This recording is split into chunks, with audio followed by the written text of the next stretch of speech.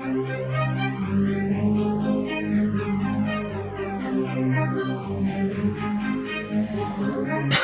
everybody, welcome to Bass for Life. My name is Mark and I'm out here trying to find a new way to live. I'm fishing on a new lake today that I've never been to, so I like to explore. Try to get out a couple times a year to something different, and it's going to be an adventure. I mean, it was quite an adventure getting here. On the way up, I smashed a deer coming up. I was lucky enough that it destroyed my front grill, hit me right in the center. Pushed in my radiator and my oil cooler, but they did not break. The fans are in, didn't move, are in a perfect spot. It just didn't push it in enough to break anything. So I'm like, oh, when I hit it, I'm like, oh, I have to deal with the fact that I'm not going to be able to go fishing today. And that's part of life, is like, things happen. And you can control what you can't control, but if you can't control it, you can't, let it drive you crazy, You have to have the, if you know that you can control something, like when that deer came out, I hit the brakes. That was about all I can control, was slowing down as much as I could. And I was just hoping, praying that he wouldn't step out in front of me, but of course, he steps out in front of me. Yeah, it was an 8-pointer too, had velvet on it. Oh, beautiful deer. It's what a shame, but, and, after that, I was hopeless, that I had no, there was no course to do except for to look and see what was the damage that was done, and there was nothing I could do about it. So I check out the damage on it, and there's nothing leaking, and it's running, and the radiator's staying good, the temperature's staying good, not leaking. I'm like, oh, thank God. The God of my understanding that I was able to go out and still go fishing. So I'm out here on this new lake. Hopefully everything goes good, because it seems like when something bad happens, other things happen bad with it. But as long as I can control it and I do things the right way, you can control as many variables as you can, but there's things that you can't control. And those things, you have to be able to deal with, and don't let it drive you crazy or put you down, because if you're clean and things happen, you can stay clean by doing all the things that you can control.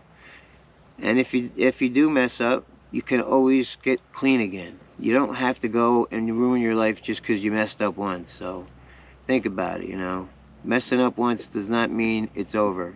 So you can always get clean again. So we're out here, we're going to see what we can do. It's the middle of summer. This is Glacier Lake. This one's fairly small with a lot of grass, so it should have some decent fish in it. Let's see what we can do, man. Let's have some fun. Let's go. That one. All right, number one. Little guy, I'll take it. Keeper. All right, working a spinnerbait fast as hell in this grass. It is a new lake. I've never been here, so I need to go in and out, try to figure out the zone that these fish are in. That guy, he was probably in 4 foot of water, just coming off the deep water, so, and it's kind of like a point that comes in, underwater point. You use your map to find. It's like the shoreline comes, and then it gets deeper, and then it comes back out. But you'd never notice it, above land. This is one of them ones you got to have the map to find. But he was there, so let's see if we get another one.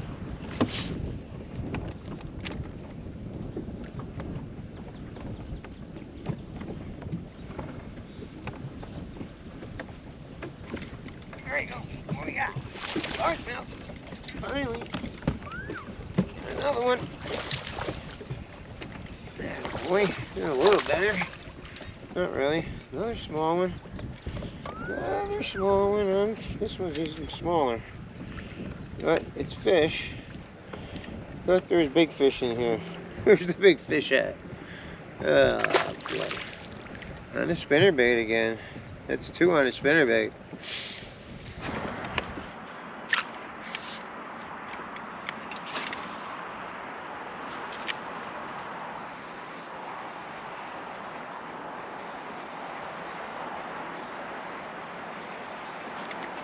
Another one. Feels a little better. Ah, pickerel. Yeah, I got a feeling there's going to be a lot of pickerel in here. Especially if I'm fishing this thing. They love spinnerbaits. They love spinnerbaits. One prominent species in the grass lake is going to be chain pickerel, and it's finishing. They love spinnerbaits. They really do. I catch a lot of them on a spinnerbait. GoPro, stop recording. Grass park there.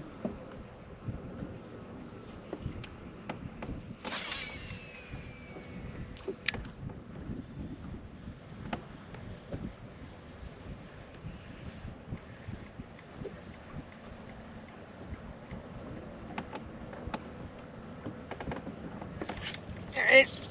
There we go. Nice one. Nice one. Oh, no. Another pickerel. Another pickerel. Yeah. That's the problem with these guys. Moving baits. Well, at least he didn't wreck it. Looks like we're going to catch a bunch of pickerel today, folks. Toothy little critter. This guy's got...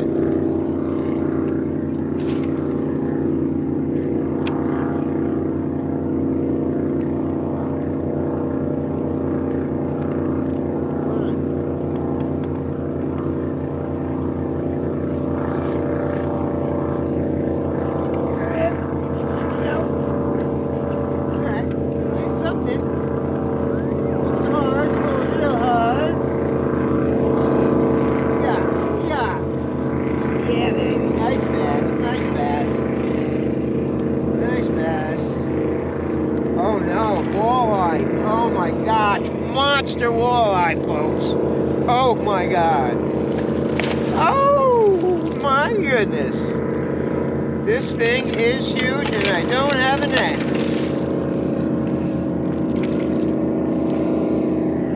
Holy smokes. I have to tire him out and get the net out.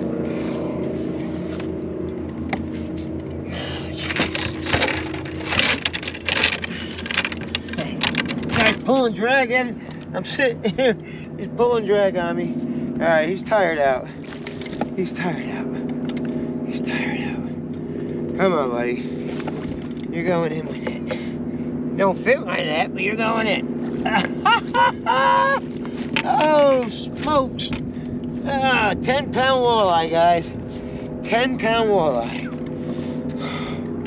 Oh, yeah. That is one big-ass fish. Alright, let's get him. Let's get him up here. Feel them. I can feel his cheeks. They're huge. These what they eat right here. There's cheeks on them. They go right around here and they eat these suckers. This guy is humongous. Oh my goodness. That is one nice walleye, folks. And we're gonna let him go. Is there anybody around I can give him to? No? Oh my god. That is a beauty. Yeah, that's a 10-pound, probably 12. That is one big walleye. All right, go ahead, buddy. Swim off, swim off. Yes, there he goes, right to the bottom. Sweet. So, walleyes like spinnerbaits too. Pretty much everything likes a spinnerbait. Covering water, it's a new lake, so I'm trying to cover a lot of water.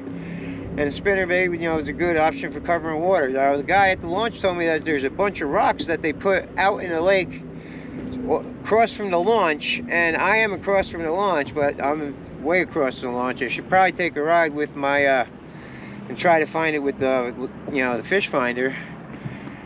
That was a big fish. That was fun. That was real fun. All right. Let's catch another one of those. Probably should have kept them, man. It's good eating. That fish alone is a meal. GoPro, stop recording.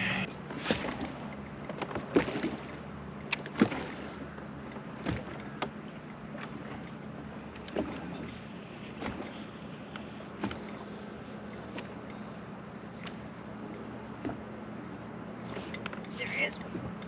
Yeah, another walleye probably. Oh yeah. Another walleye. Whatever it is, it's big. Oh yeah, big old walleye. No, it's a bass. Oh yeah, here we go. Oh no, get him in the boat. Where's the net? Where's the net?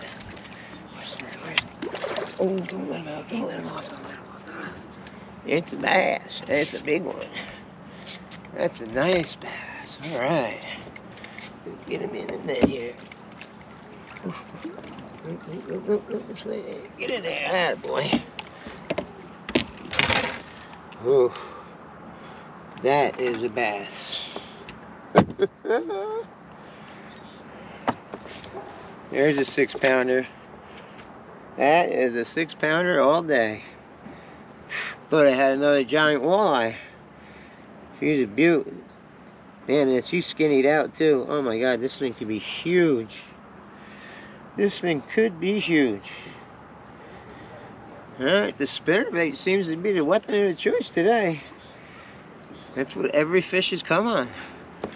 It's kind of odd fishing like this, but when you're on a new lake and you want to cover a lot of ground, that's a great way to do it. I mean, there's hardly any breeze or anything, but it seems to be working. I think they're not aggressively chewing, just more of a reaction strike.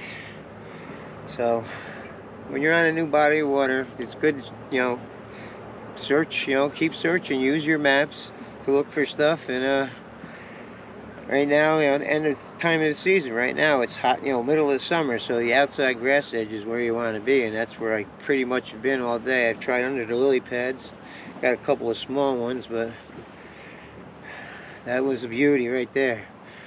All right, let's do it again. Hey everybody, thanks for watching. That was some really nice catches there. I mean, that probably the biggest walleye I ever have caught in my life. She was a beaut, really was. That was a nice fish. So there's probably a really lot in there. That lake is stocked pretty regularly with walleye, and there seems to be some decent bass in there too. I mean, that bass was nice. When you're fishing a new lake, you need to, you know, cover a lot of ground, and the spinnerbait was the weapon at that day. They were hitting the spinnerbait. It wasn't that windy or anything, but, you know, running through the grass, the spinnerbait is always a good weapon when you're going through the grass.